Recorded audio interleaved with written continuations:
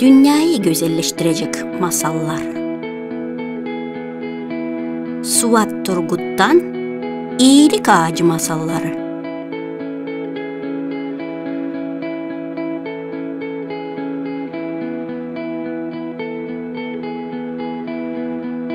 Doğruluk. Garga hem tilki. Güneş karanlığı bitirecek hem dünyayı aydınlatacak şafaklarını her zamankı gibi yaymaya başlamıştı.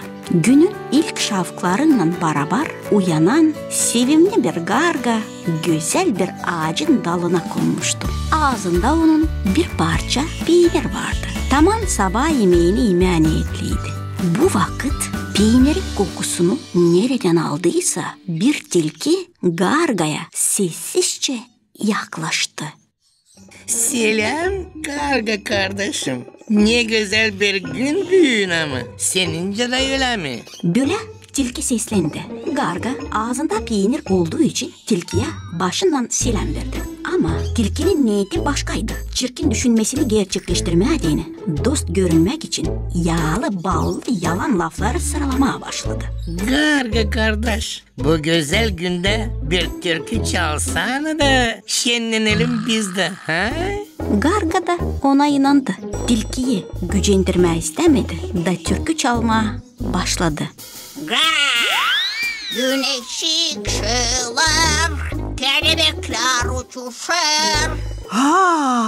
Garganın ağzında bulunan peynir düştü.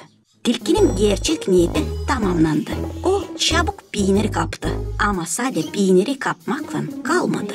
Fikirsiz Garga. Benim niyetim peyniri kapmaktı. Ama sen benim güzel laflarıma inanarak kapana düştün.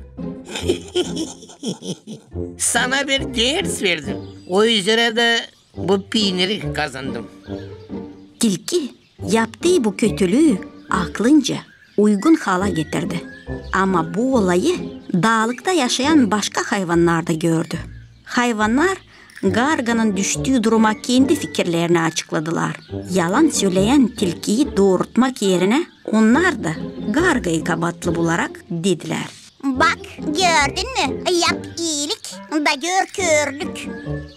Cana yakın olarsın, sonra kendin zavallı olursun. Yabanısa tilkinin kötü yaptığına yan oldu. Bu zamanda gemisini yüzdüren kapitan sayılır.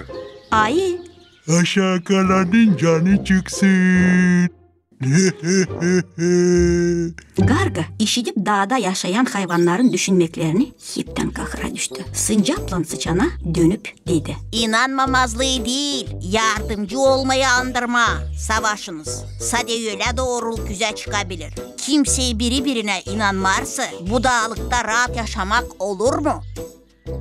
Yabanı hem ayı, size de sözüm böyle olacak. Kuvvetlinin hem aldattanın yanını tutmayın. Bu takım iyiliği değil, fenalığı beslersin. Bir dağda iyilik değil de fenalık üste çıkarsa, o zaman karşınıza ta başka bir fenalık çıkar. O zaman o da size kötülük yapar.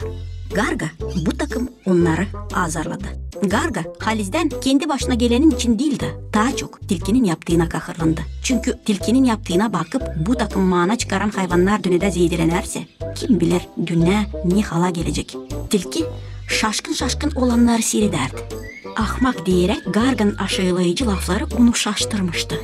Garga tilkiye dönüp dedi.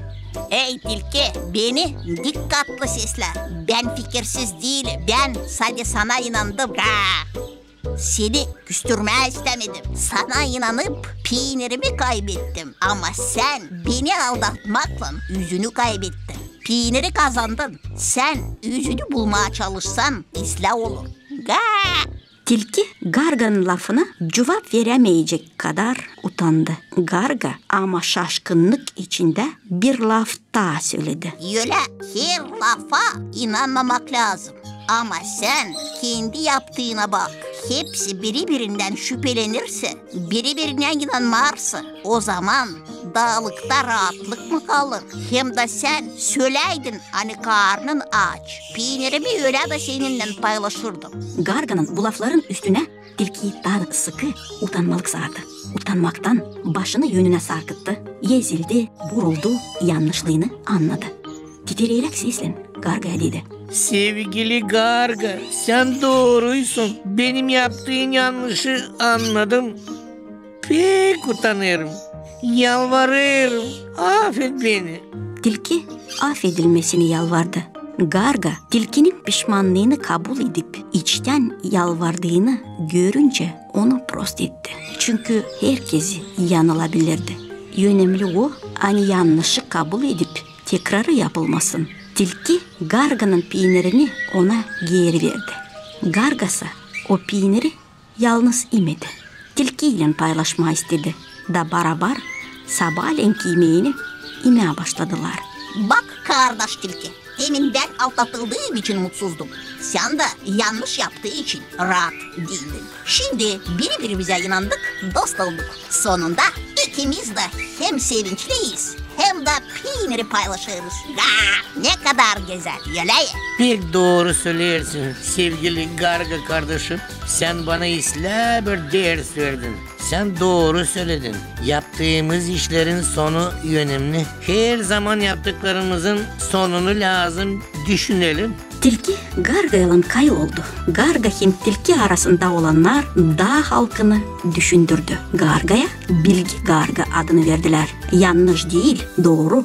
İnanmamak değil, inanmak manalarını yükseltmeye karar aldılar. Bilgi Garga hem tilki birbirine inanıp dost olunca dağda yalancı olan kimi hayvanları da doğru yola koymaya karar aldılar. Dağ halkına mutlu hem rahat yaşamanın gerçek yollarından birini doğruluk olduğunu anlattılar. Birkaç vakitten sonra dağlıkta yalancılık daha da azaldı. Birbirine inananlar zedelenince dostluklar da çok oldu. Dağda inan yerleşti. Burada yaşayan her bir canlı kendini rahatlıkta duyunca başka dağlıklarda yaşayanlar buraya doğruluk dağı adı verdiler.